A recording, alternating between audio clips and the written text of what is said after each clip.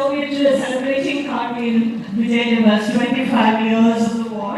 I'd like to know what were you doing at that time and 25 years ago, and what were your thoughts when you heard about the war? Madam, thank you so much for having me here, but more importantly, thank you to the Jammu and Kashmir Study Center. They have brought all of us together on one stage. One end we have the Veer Naris, even 25 years later.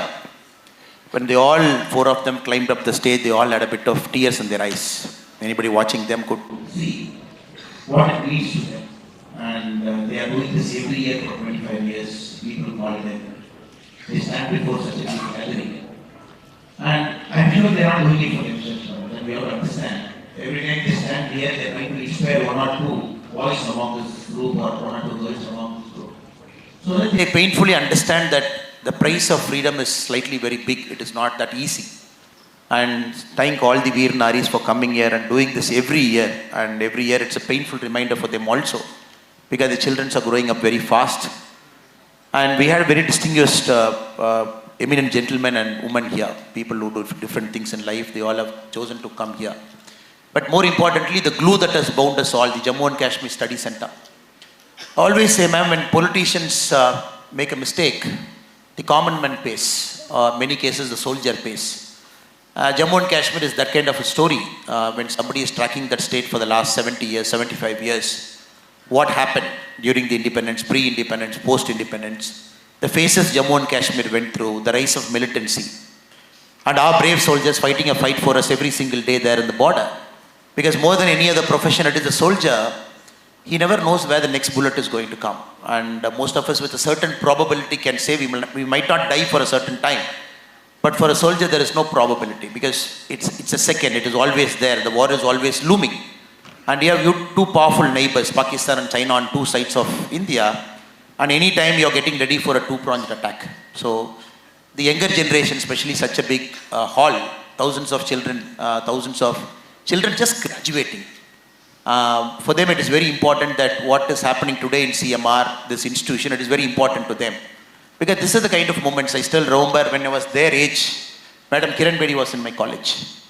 And it was a similar event where she was speaking. I still vividly remember what she spoke and the kind of inspiration all of us got. I'm very sure the students here, with all the eminent speakers who spoke and the Veer Naris who are physically present, they get inspired today because they will really believe there is something beyond their personal ego.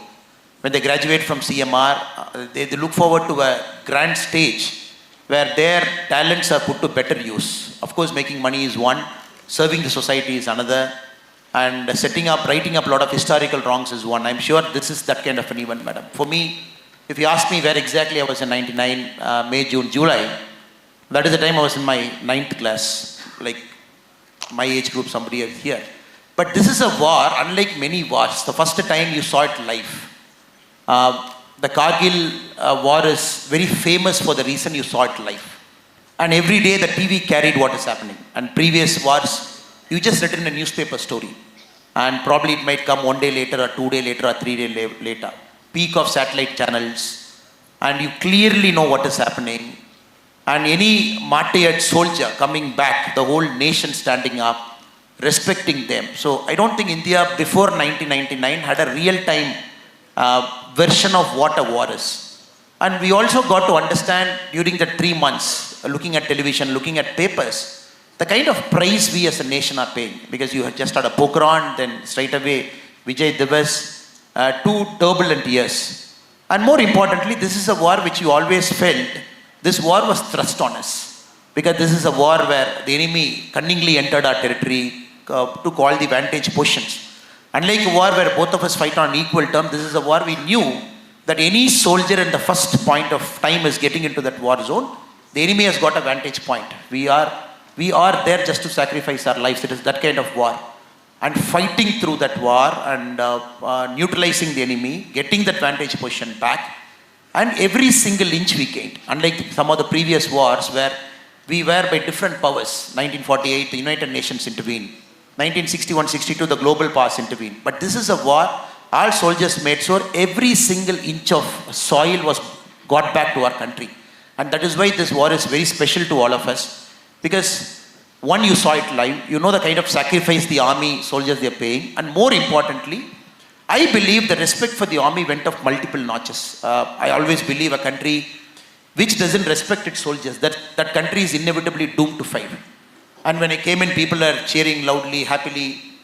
It is all okay because we do some small work here and there, and probably they feel happy that what we do resonates with them. But I believe when Senthil Kumar ji spoke, through camera, he's telling us a story of nationalism. That is very important. I think that is why you have called him. And all the cinematography that he has done through camera is telling you. You brought the former chief secretary here.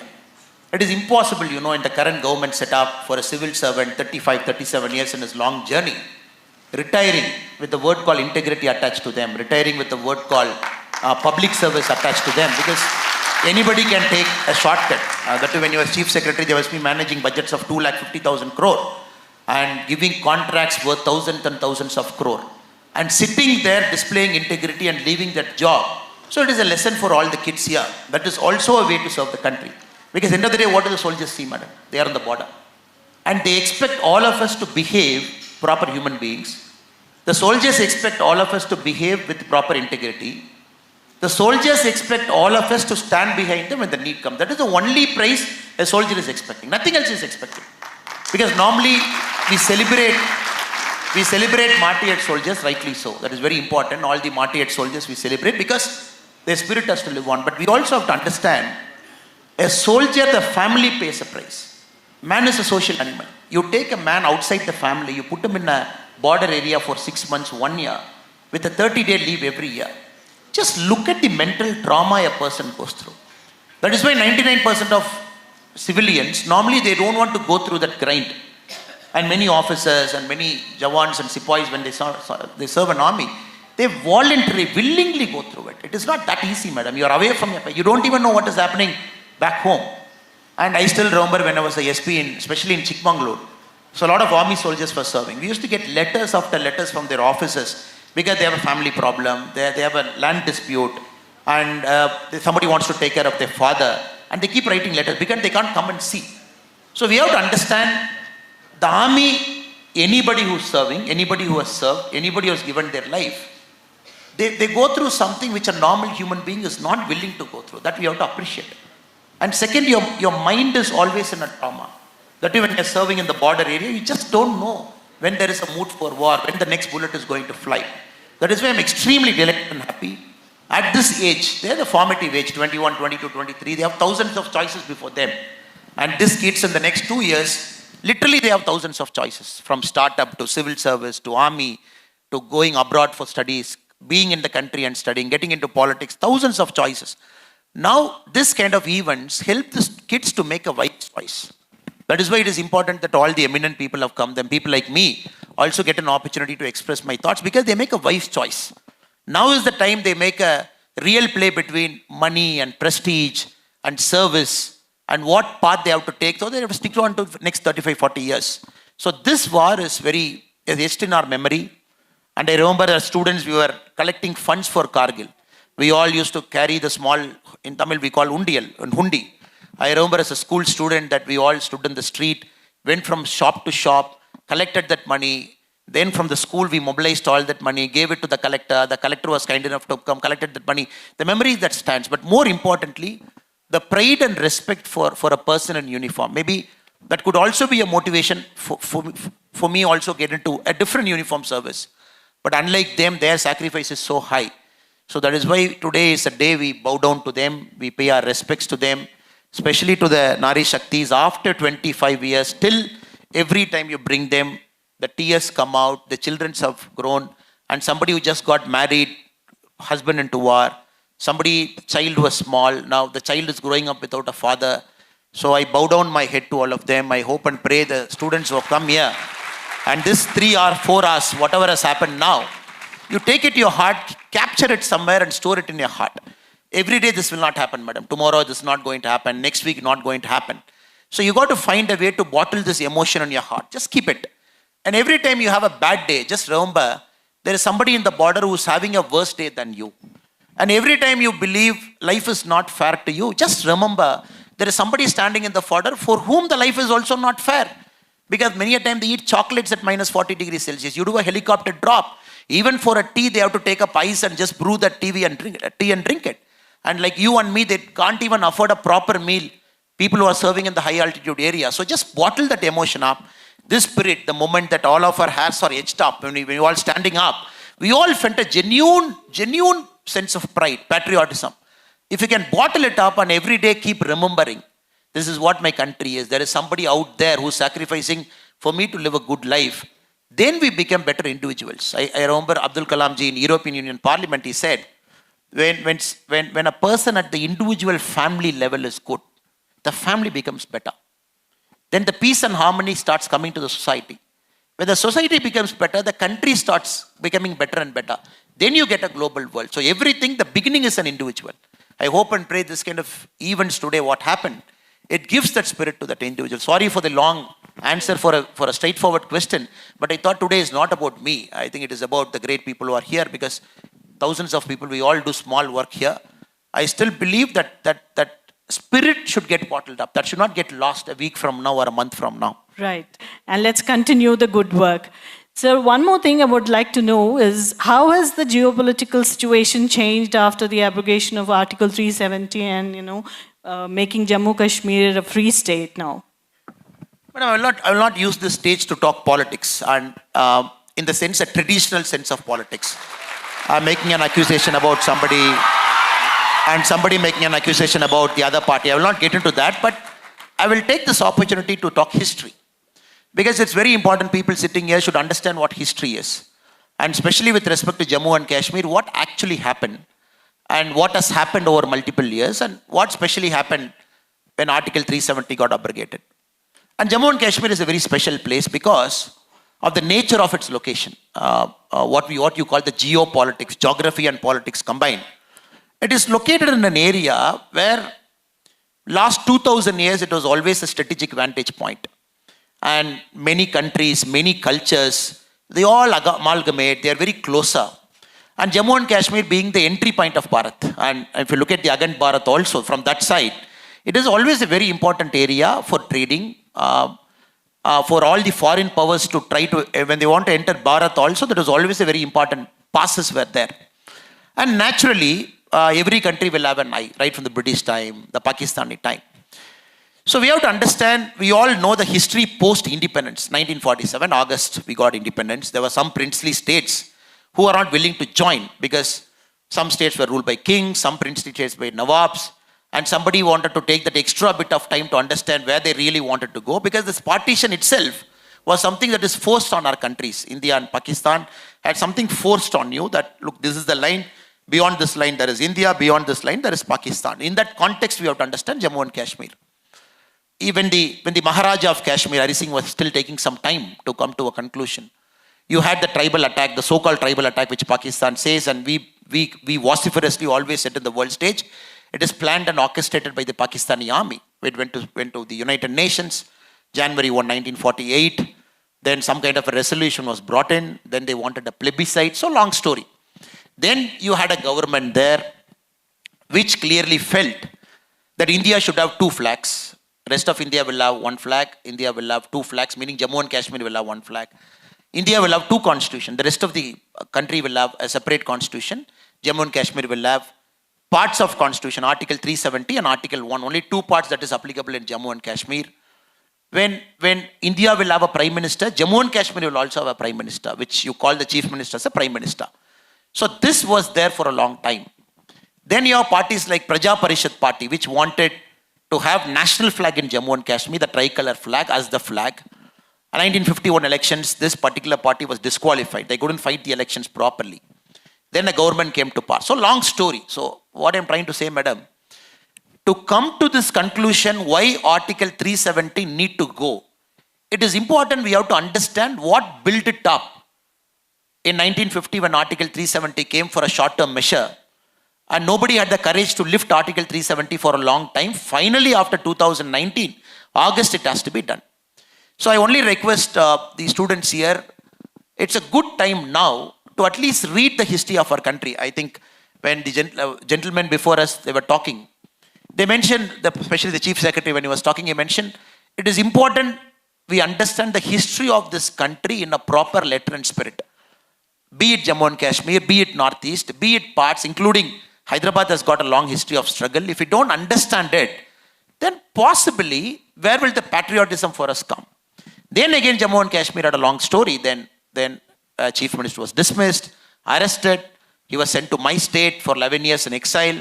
The 1975 agreement happened between Indira Gandhi ji and Sheikh Abdullah. Then 87 mass rigging of elections happened. Then probably the early signs of militancy started happening, which all led to this war. 1999, you have this Kargil war, which led to that, a geopolitical tension, where one country, the democracy was changing, the army was coming in Pakistan. The army wanted to show their power, that they are the people who will control Pakistan. They wanted to show they really mean business. Then it led to that. What is the result? 527 are brave soldiers, brave hearts, they lost their life. And a lot of geopolitical confusion, not adhering to a spirit, making sure the spirit of Jammu and Kashmir was killed at a particular point of time, because you had two constitutions, two prime ministers, two flags, which in a civilized democratic country cannot coexist. And the absence of democracy, rigging of elections, banning of political parties, so everything led one after the other. Then you had the mass exodus. Kashmir Pandits, they left. You saw the blood killings, and anybody who has seen the Kashmir file story, they know that particular part of Kashmir's history. 1989, early part of 90s, till about 1999 it went. Then the 1999 war happened, for the whole world was watching what is happening in Jammu and Kashmir. Now, possibly in our generation, I think a lot of generation has waited, madam. Especially this generation with a lot of pride can say, August 2019, when 370 was abrogated, we said right to a historical wrong. The Constitution of India that is applicable to the rest of the country is going to be applicable to the whole of Jammu and Kashmir in letter and spirit. An historical wrong that was committed in 1950, which was inserted in our Constitution, again 35A, 370 was removed, which made sure very small things. A woman born in Jammu and Kashmir, married outside Jammu and Kashmir, will have right to inherit a property there. Very small things. A person from outside Jammu and Kashmir entering Jammu and Kashmir has to get a pass to live in Jammu and Kashmir for a certain point of time. Again, a person who is in Jammu and Kashmir who belongs to the SC/ST community doesn't have India's SC/ST Act that is not applicable to that particular person. Small things for a general population, but big things for that people. Which one clear stroke after abolition of Article 370, very first time we can say, last year 2022-23, close to 1,89 lakh people went to Jammu and Kashmir for the first time, who don't belong to Jammu and Kashmir as tourists. They wanted to see the beauty of Dal Lake. They want to see what this particular state is all about. So Article 370 abrogation has changed the complete nature of Jammu and Kashmir's geopolitics. Very first time you see the government in control. Very first time you don't see stone pelting. Very first time you feel the army are in better control, because end of the day the army can do their work, but at the civilian government, the people behind the army, they matters. You can't send our people in uniform to the harm's way.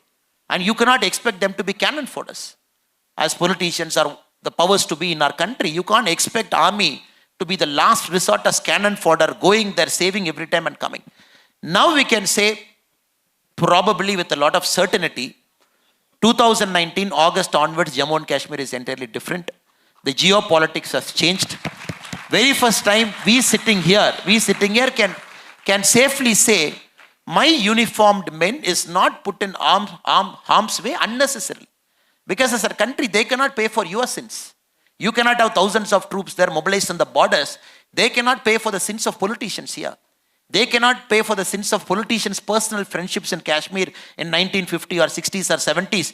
Two different families in India having a particular friendship, and they cannot pay for their sins. So that is why it has changed the status quo, what was there for a long time. Possibly the elections that is going to happen now in Kashmir and Jammu and Ladakh, that will usher in a free democracy where people will freely elect their own representatives. Once democracy comes in, then I think everything will be settled. We are also seeing the historically high number of investments going in, companies getting started, employments coming up in a big way. I'm sure at least this generation, when they grow up, Jammu and Kashmir should be their number one choice of a tourist destination within our country. Instead of looking at Switzerland, looking at spending money there, Since 1 crore 89 lakh people have chosen to go to Kashmir in 1 year, I'm sure when these kids grow up, when they have families, with their children, and they look at Jammu and Kashmir as a paradise on earth, truly it's a paradise on earth, anybody who has gone to J&K will vouch for it, and they will know the blood that all the soldiers and their families have paid for us over this many, many years should be worth it. I'm sure we should make it happen. All of us have a role, madam. People like you, people like me, people sitting here. We all have a role to make it happen, which I'm very sure will happen. Thank you, madam. Thank you so much, sir. Let's visit Kashmir in the coming years and see paradise on earth. Right. Another thing I would like to know is the younger generation today don't understand what is POJK, what is China occupied Tibet and all of that. What is the current scenario, sir, of the situation there right now? Strategically questioned. The global players, everybody wanted to play a role there. So what we call the united country, we all know the map of our country, we all know the Kashmir map. But many a times it pains to see us when a truncated part of Kashmir is put in a public display. Many a times the Google also makes a mistake. You see a truncated version. You see, then they use two words called line of control, line of actual control, LOC, LAC. Then there is a word called POK, Pak occupied Kashmir. And the Pakistanis have such a brazen attitude. You go and see the textbooks. They call this as Indian occupied Kashmir, are you okay? Then you have the China occupied Kashmir again, which is a part that is at the top part. Because it's such a strategically positioned area. Now we are very clear, even during this parliamentary elections also, different political parties, it was becoming a big issue. When will our country will see a unified whole Kashmir? When will it happen? And we believe, even if you see, madam, the current parliament, the law that is passed for the elections to be conducted in Jammu, Kashmir and Ladakh, we are very clear it has to be unified elections.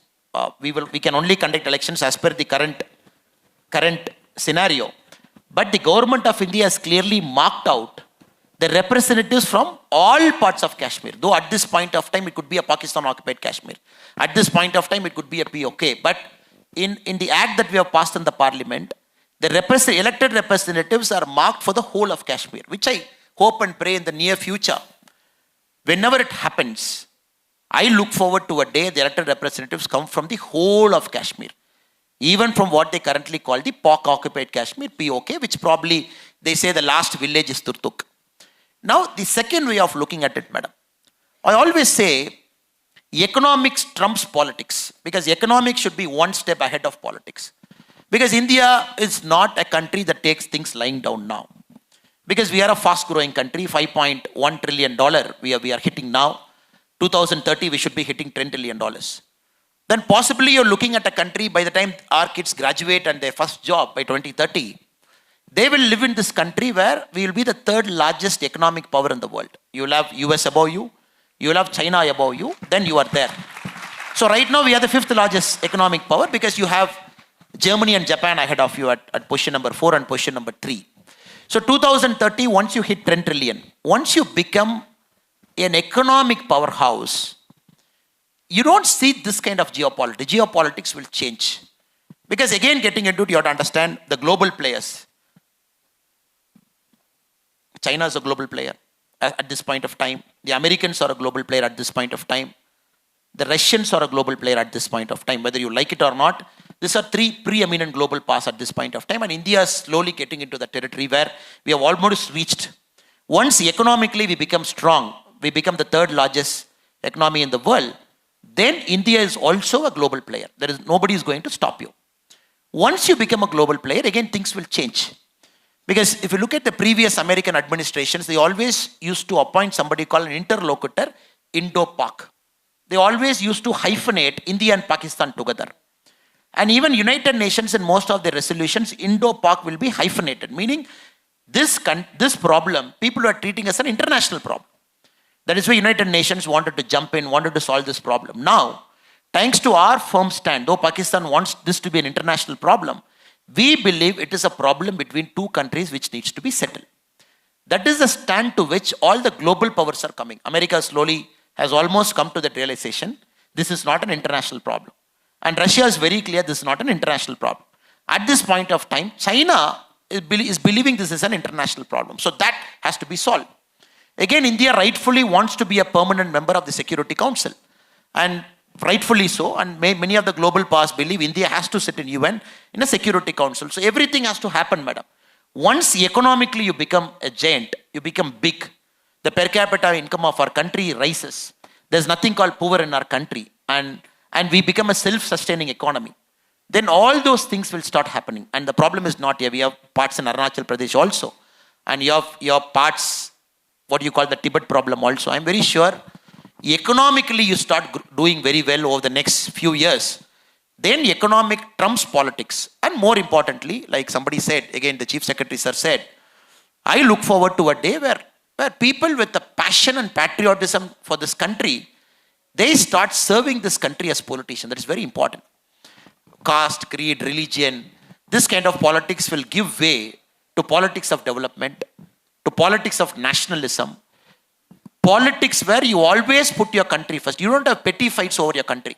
And you be in any political party, that doesn't matter, madam. When you go to the parliament, you cannot compromise on your national security. Every single political party should be in one side.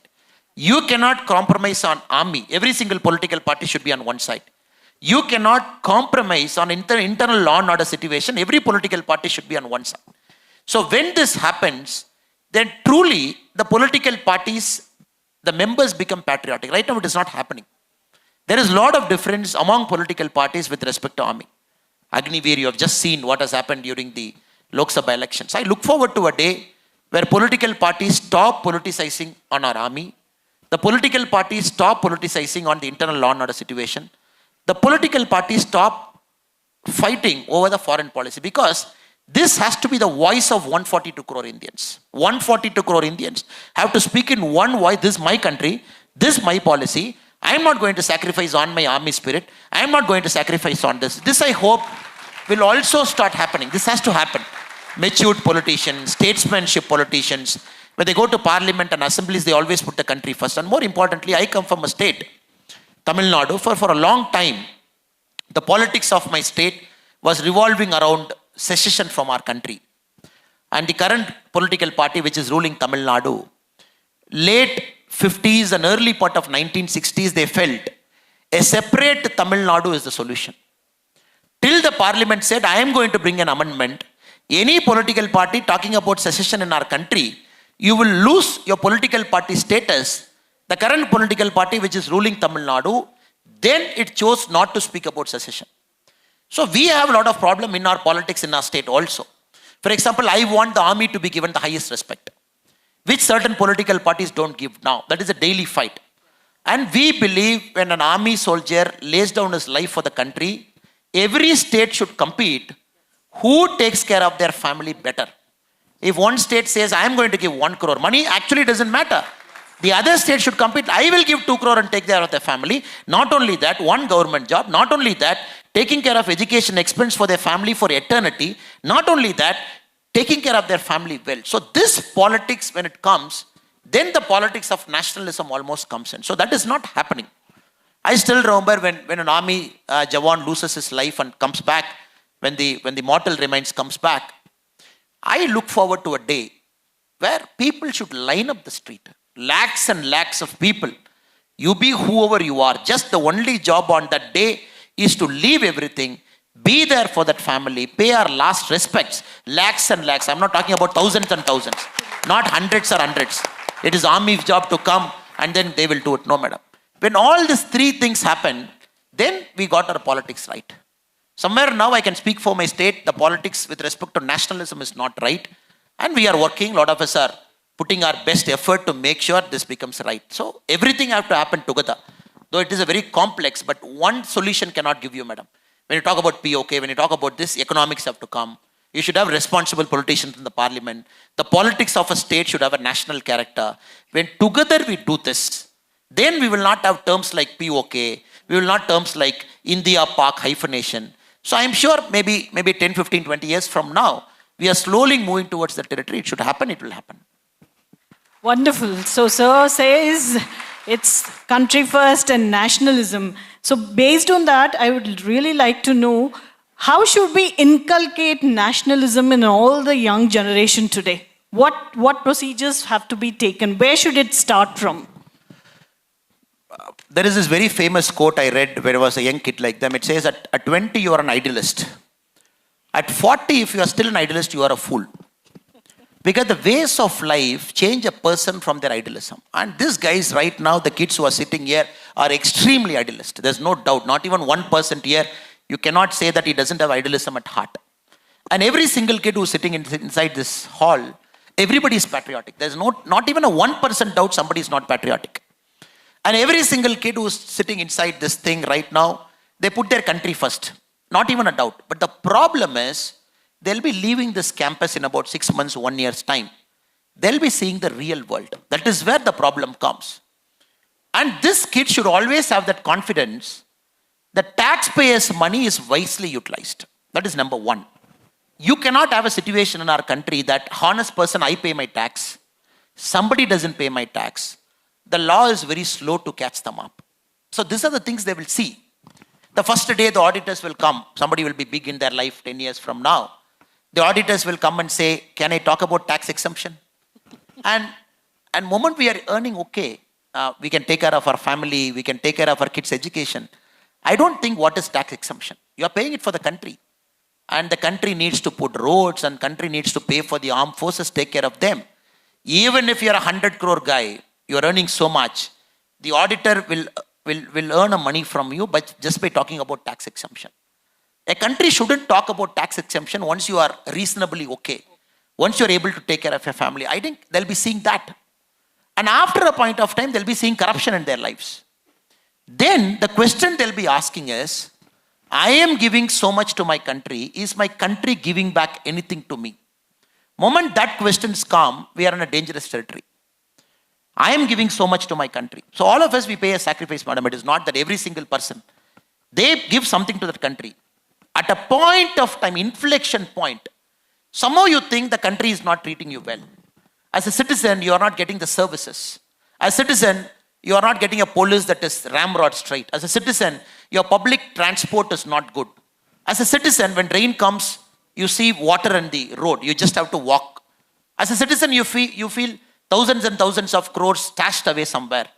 That is the time, probably mid-20s or early 30s, when they ask this question to themselves, is my country treating me fairly? And that is the time this kind of moral dilemma comes. I hope and pray the kids who are here will always ask this question. I will never ask what the country is going to give to me. I will always ask what am I going to give to this country. Because you cannot have this question ulta. Because you ask this question reverse. Because the country will always have some bad individuals. And nowadays in TV, the bad individuals get shown more than good individuals. No TV camera has got time to visit all the 4 Naris sitting here and do a follow-up story. After 25 years, how is their family? I don't see any TV channel doing it. That is a story for me. That is a positive story for me. Going and talking to those mothers, doing a story now, asking, how are your children doing? Are they okay? Do you have any problems still? Do you think the government has to do more for you? Everything is great. Everything is okay. So that story will not come. You switch on the TV from morning till night, it is all bad news, more bad news, and amplified bad news, fake news. And that somebody fighting here, somebody fighting here. This politician said something about them, the other person will respond. So this kind of stories will never make a great nation. The current stories that is shown in our Indian television from morning till night, this is not going to build a great nation. Because you show a handful of bad guys. 99.99% of this country is made up of good people. Honest taxi drivers. Even a Uber, Swiggy guy who honestly earns money by traveling in this and giving my food. A honest watchman who stands outside CMR and does his duty for 12,000 rupees. I'm talking of honest people. But somehow in the visuals, these honest people don't come into my eyesight. So that is a problem our kids will go through. 28 and upper 30s. They will see this bad news getting amplified. So even that time, they should ask the question to themselves, I don't care what the country is giving to me. What am I giving to this country?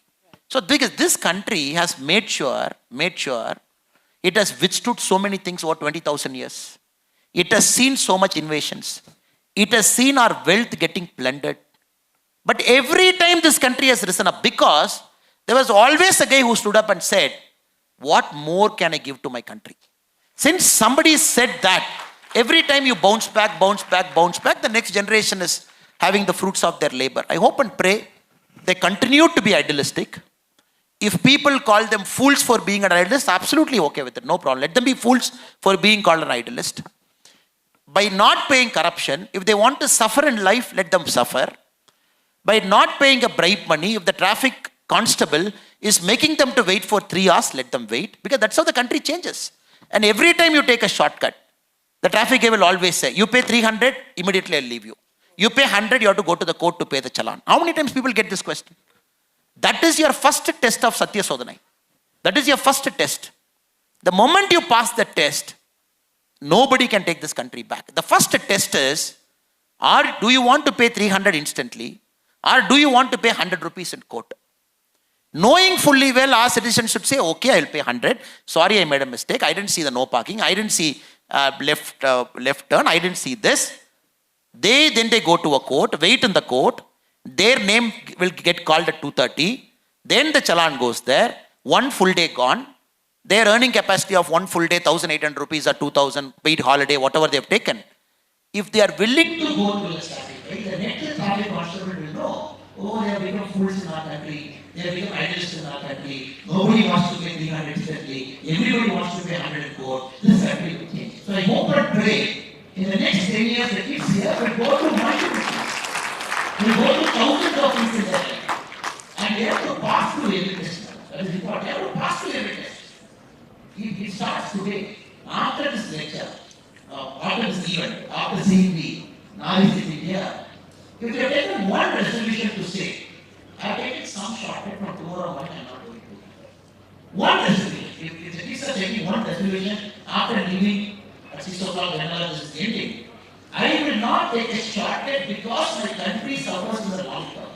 Because shortcuts you take, the repercussions will always suffer in the long term. If they do it, I think that is actually already happening among the young generation. Have you taken a resolution today?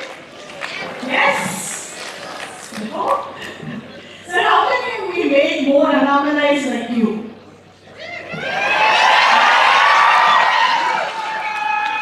We are common human beings trying to be good, and we all make our shadows. And we all know, I'm not giving you a very full answer, I'm giving you a straightforward answer.